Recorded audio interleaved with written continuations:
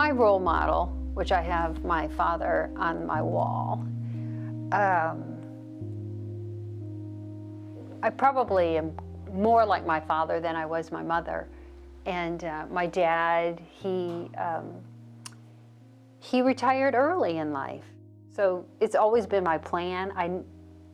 And then time goes by and you're the age that you want to retire, you're there, and yet you still have a lot to offer. And so I'll do that in a different capacity. But that's the why. That's why I'm retiring now.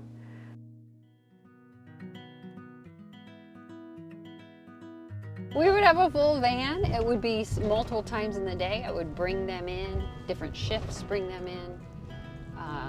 Yeah, it was all day. I would go all over. Again, this was Madison County back then. We didn't serve 4 counties like we do today.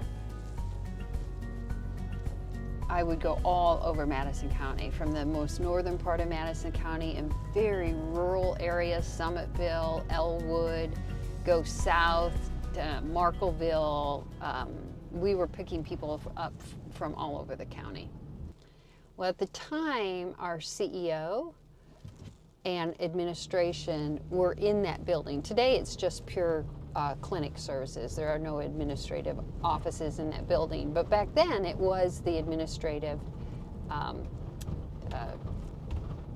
the administration was in that facility.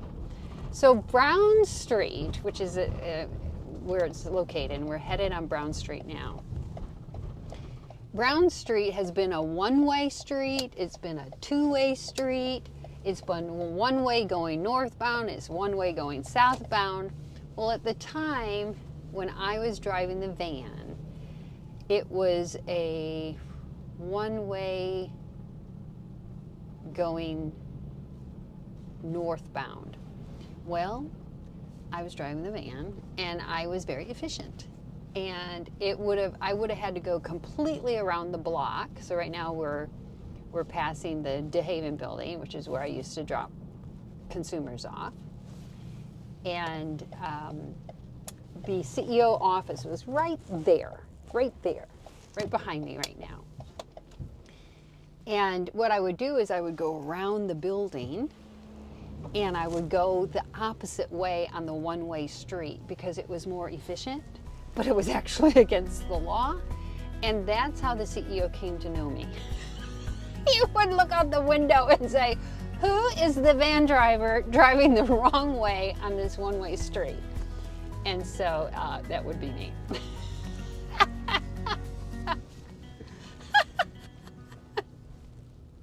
That's the way to get known. From that point till now, what am I most proud of? Well, first of all, I don't think I have ever done anything totally on my own. It's usually been in the context of with other people. And so I've been just probably really proud just to be able to serve individuals with complex needs, really with a group of people. So that to me, if you ask people why they work at Aspire, and now I'm in a kind of position to do that, and there's two what I call two number one reasons. The first is they want to make a difference. So people who come to this line of work are individuals who are already kind of people, mission-oriented people. They want to make a difference in someone else's life. And the second number one reason is the people that they work with here. So working in teams. So kind of going back to my mantra is, you don't do anything here alone. So you don't really say I'm proud of something I've accomplished. It's really something that we've accomplished. And I think that's what really defines Aspire. We're very collaborative. We're very people-oriented. So I think I'm proud of that. So this is my very first post-master's degree job. So it's 1987, I'm 25 years old. Remember, I had just told the CEO when I interviewed that he was stupid to hire me because I didn't know anything. And yeah, so this is all. We actually were at Mercy Hospital first. So that was my first office was there.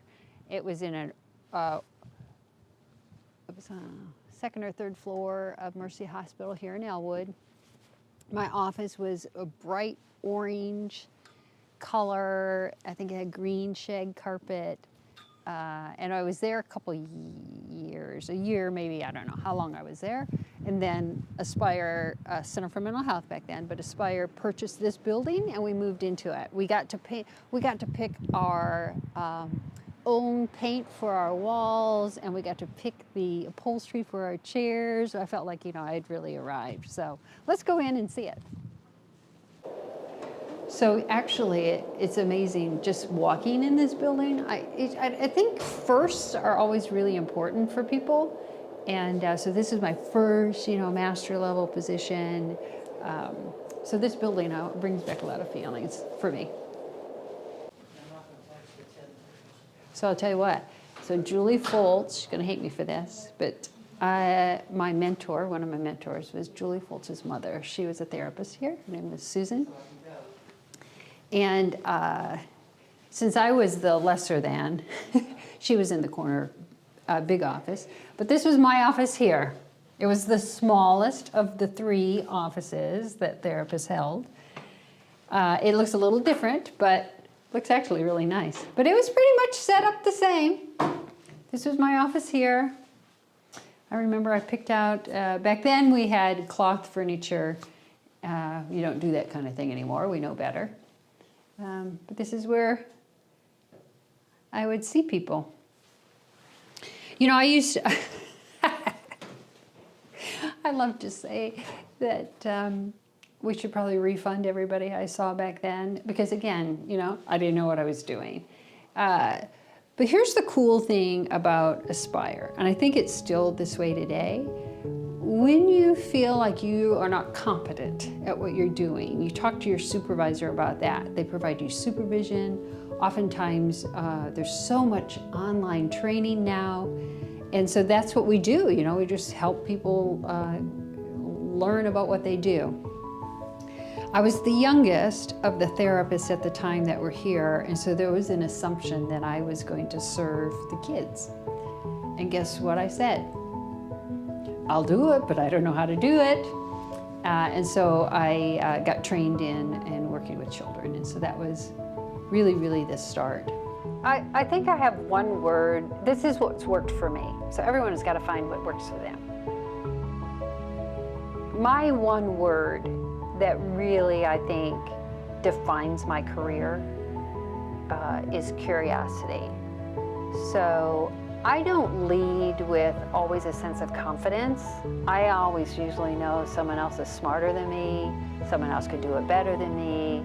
I am pretty, just kind of at my core, pretty humble, in some regards insecure, but my curiosity is much stronger.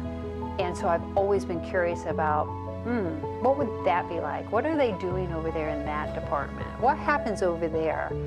And that's really what moved me from, my very first therapy job, and that's what I thought I wanted to do. And one day I was sitting in my Elwood office with shag carpet and orange walls, very retro. And I literally looked at the 4 walls and I said, I love what I'm doing, but there's no way I can spend a career in these 4 walls. I'm too curious about what's happening out there. So every single job I've taken with the organization is I've just been curious about it. I haven't been equipped to do it. I wasn't qualified to do it.